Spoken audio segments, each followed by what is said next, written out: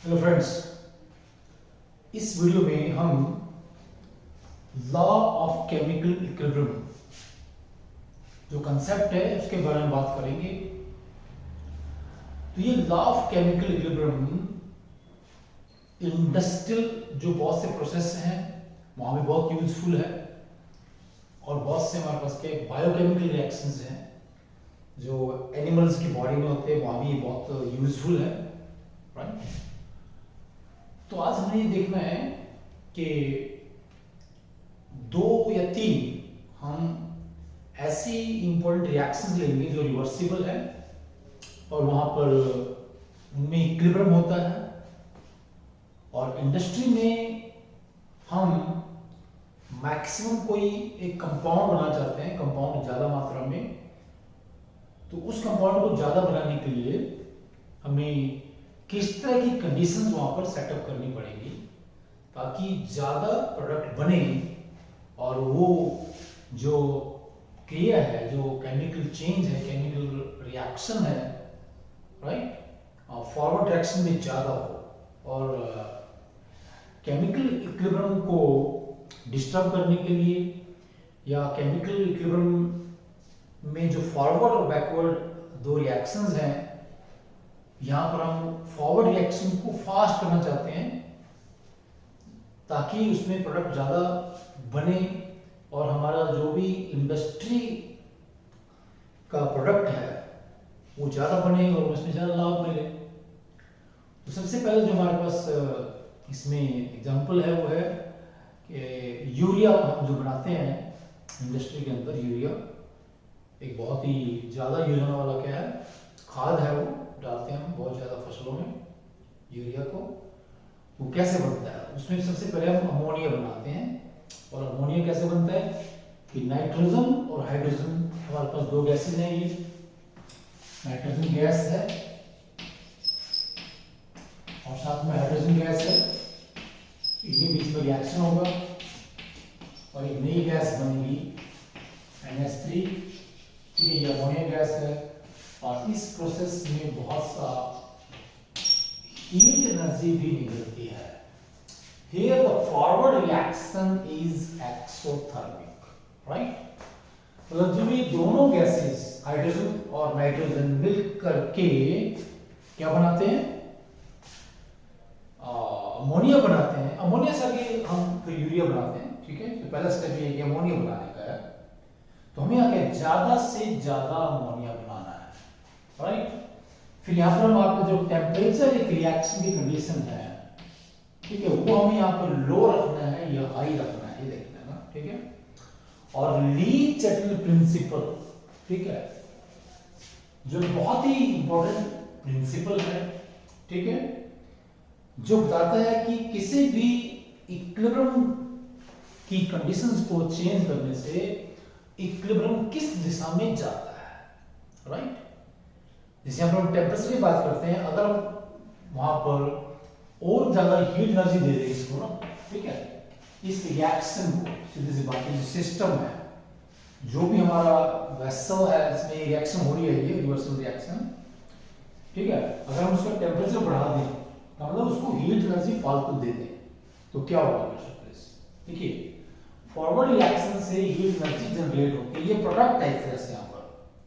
और ये प्रिंसिपल ये कहता है कि इक्विलिब्रियम जहां पर है, अगर कोई भी सिस्टम इक्विलिब्रियम में है, अगर उस सिस्टम को बाहर से कोई एक्स्ट्रा चीज देते हैं, क्या देते हैं, ज्यादा वहां पर क्या रिएक्टेंट की कंसेंट्रेशन बढ़ा दें या प्रोडक्ट के बढ़ा दें या टेम्परेचर बढ़ा दें, तो इक्विलिब्रियम इस तरह से काम करता है कि जो हमने बाहर से एक्स्ट्रा चीज सिस्टम को दी है, इक्विलिब्रियम इस तरह से काम करेगा कि वो जो चीज हम दे रहे हैं वो उसका प्रभाव कम हो जाए या उसकी वैल्यू घट जाए।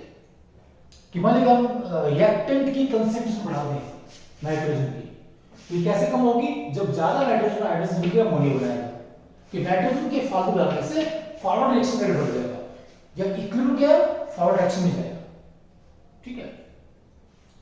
अभी अगर हम यहां पर टेम्परेचर बढ़ा देंगे, टेम्परेचर बढ़ाने का मतलब क्या होगा, या पहले से ही हीट एनर्जी जनरेट हो रही है, सिस्टम हीट एनर्जी को यूज करना चाहेगा, और यूज कैसे होगी, जब हीट एनर्जी की मदद से ये अमोनिया मॉलिक्यूल्स टूट करके वापस क्या है, नाइट्रोजन और हाइड्रोजन बनाते हैं।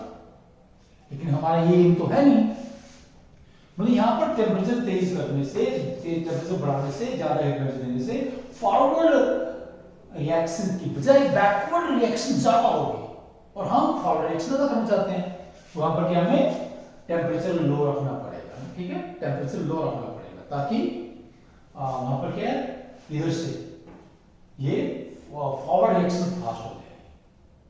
लेकिन इसमें दिक्कत क्या है, दिक्कत यह है कि बहुत ज्यादा लो टेम्परेचर रखने से इन दोनों गैसेस के बीच में रिएक्शन नहीं होती है। तो यहाँ पर एक ऑप्टिमम टेम्परेचर होता है जिसपे ज्यादा से ज्यादा अमोनिया बने, लेकिन यहाँ पर हाई प्रेशर रखने से फॉरवर्ड रिएक्शन तेज हो। हम जानते हैं, ठीक है, कि अगर फॉरवर्ड रिएक्शन ज्यादा होती है तो सिस्टम का प्रेशर कम होता है, और हम प्रेशर बढ़ा रहे हैं तो सिस्टम के फॉरवर्ड जाकर के उस प्रेशर की मैग्नीट्यूड को कम कर देगा। It's very important. So in this case, if we increase temperature, the equilibrium shifts from right to left, right? If we decrease temperature, the equilibrium shifts from left to right. Temperature बढ़ाने से forward reaction की बजाय backward reaction का rate बढ़ेगा इस case में। This is very important, क्योंकि backward reaction में heat energy यूज होती है। अगर हीट एनर्जी देंगे फालतू तो सिस्टम उस फालतू हीट एनर्जी को यूज करना चाहेगा।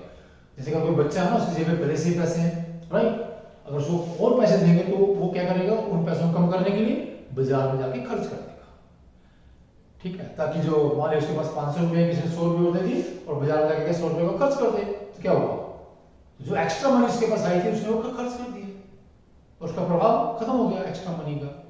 तो इक्विलिब्रियम भी यही करता है कि जो भी चीज उसको फालतू देंगे बाहर से, वो उसी चीज को कम करेगा, उसी चीज को खर्च करेगा, सीधी सी बात है।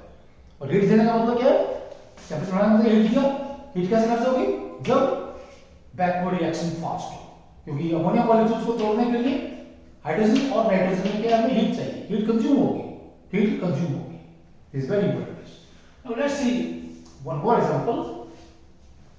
इसमें क्या है, एसिड रेन होती है, या जब हमें क्या बनाना है, नाइट्रिक एसिड बनाना है, तब भी हम रिएक्शन करते हैं किसके, नाइट्रोजन और ऑक्सीजन के बीच में, और क्या बन जाता है यहाँ पर, देखिए यहाँ पर हमें हीट देनी पड़ेगी, सीधी सी बात क्या है, यहाँ पर हीट देनी पड़ेगी, क्या बनेगी, ये 2NO गैस बनेगी, राइट, और 2NO गैस को क्या करते हैं, ऑक्सीडाइज कर देते हैं, ऐसे देखिए 2NO gas plus O2 gas, right, ये रिएक्शन रिवर्सिबल है, that is 2NO2 gas, right.